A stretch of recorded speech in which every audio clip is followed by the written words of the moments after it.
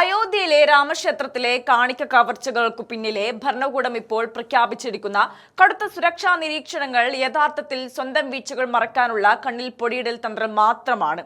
360 degree ക്യാമറകൾ, 8 അംഗ പ്രത്യേക നിരീക്ഷണ സംഘം, ഓരോ ഘട്ടത്തിലും സമ്പൂർണ്ണ വീഡിയോഗ്രാഫി തുടങ്ങി വലിയ വലിയ അവകാശവാദങ്ങളുമായാണ് ശ്രീരാമ ജന്മഭൂമി തീർത്ഥക്ഷേത്ര ട്രസ്റ്റ് ഇപ്പോൾ രംഗത്തെത്തിയിരിക്കുന്നത്. എന്നാൽ രാജ്യത്തെ സാധാരണക്കാരായ ഭക്തർ തികച്ചും ന്യായമായി ഉയർത്തുന്ന ഒരു പ്രധാന ചോദ്യമുണ്ട്. ഇത്രയും വലിയൊരു തീർത്ഥാടന കേന്ദ്രത്തിൽ ഇത്ര കാലമായി സുരക്ഷാ സംവിധാനങ്ങളൊന്നും ഉണ്ടായിരുന്നില്ലേ? ഉണ്ടായിരുന്നു എന്ന് തന്നെയാണ് ഉത്തരം. മുൻപും അത്യാധുനിക CCTV ക്യാമറകളും നൂറുകണക്കിന് സുരക്ഷാ ജീവനക്കാരും സദാസമയവും നിരീക്ഷണം നടത്തുമ്പോഴാണ് ട്രസ്റ്റിന്റെ മൂക്കിൻ തുമ്പത്ത് നിന്ന് ഭക്തർ സമർപ്പിച്ച ലക്ഷക്കണക്കിന് രൂപയുടെ കാണിക്കപ്പണം ഉദ്യോഗസ്ഥരും ജീവനക്കാരും ചേർന്ന് തട്ടിയെടുത്തത്. ഭക്തരുടെ വിശുദ്ധമായ വഴിപാടുകളിൽ നടന്ന വൻ തിരിമറികളെ കുറിച്ചുള്ള അന്വേഷണം ഒരു വശത്ത് പുരോഗമിക്കുമ്പോഴാണ് തങ്ങൾ തെറ്റുകൾ തിരുത്തുകയാണെന്ന് വരുത്തി തീർക്കാൻ ട്രസ്റ്റ് ഈ പുതിയ നാടകവുമായി വന്നിരിക്കുന്നത്. സംഭാവന ശേഖരിക്കുന്നത് മുതൽ പണം എണ്ണുന്ന മുറിയിലെത്തിക്കുന്നത് വരെയുള്ള ഓരോ നിമിഷവും ക്യാമറകളിൽ പകർത്തി സുരക്ഷിതമാക്കുമെന്നാണ് അവകാശവാദം. കാണിക്കമോഷണവുമായി ബന്ധപ്പെട്ട് പ്രത്യേക അന്വേഷണ സംഘം അന്വേഷണം നടത്തുകയും ചില അറസ്റ്റുകൾ രേഖപ്പെടുത്തുകയും ചെയ്തിട്ടുണ്ടെന്നത് സത്യമാണ്. എന്നാൽ മുൻപും സമാനമായ രീതിയിൽ ഉദ്യോഗസ്ഥരുടെയും സുരക്ഷാ ഉദ്യോഗസ്ഥരുടെയും സാന്നിധ്യം ഉണ്ടായിട്ടും വൻതോതിൽ പണം കവർ ചെയ്യപ്പെട്ടത് സംവിധാനത്തിലെ ദയനീയമായ ഭരണപരവും സുരക്ഷാപരവുമായ പാളിച്ചകളിലേക്കാണ് വിരൽ ചൂണ്ടുന്നത്. ഈ പഴുതുകൾ അടയ്ക്കാൻ പുതിയ ക്യാമറകൾ സ്ഥാപിച്ചതുകൊണ്ട് മാത്രം കാര്യമുണ്ടോ എന്ന ആശങ്ക ഇപ്പോഴും ജനങ്ങൾക്കിടയിൽ ശക്തമാണ്.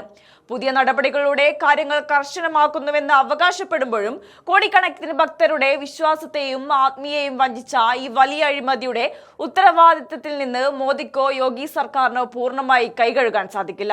രാമക്ഷേത്ര നിർമ്മാണത്തെയും അതിന്റെ നടത്തിപ്പിനെയും തങ്ങളുടെ പ്രധാന രാഷ്ട്രീയ നേട്ടമായി ഉയർത്തിക്കാട്ടെ വോട്ട് തേടിയ ഭരണാധികാരികൾക്ക് അവിടുത്തെ കാണിക്കപ്പണം കൊള്ളയടിക്കപ്പെട്ടപ്പോൾ അതിൽ നിന്ന് കണ്ണടയ്ക്കാൻ കഴിയില്ല.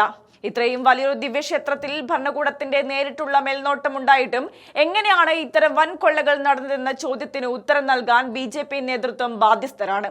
സ്വന്തം ഭരണത്തിന് കീഴിൽ നടന്ന ഈ വൻ സുരക്ഷാ വീഴ്ചയും അഴിമതിയും യോഗി സർക്കാരിന്റെയും കേന്ദ്ര സർക്കാരിന്റെയും ഭരണപാടവമില്ലായ്മയും മേൽനോട്ടക്കുറവിനെയുമാണ് തുറന്നുകാട്ടുന്നത്.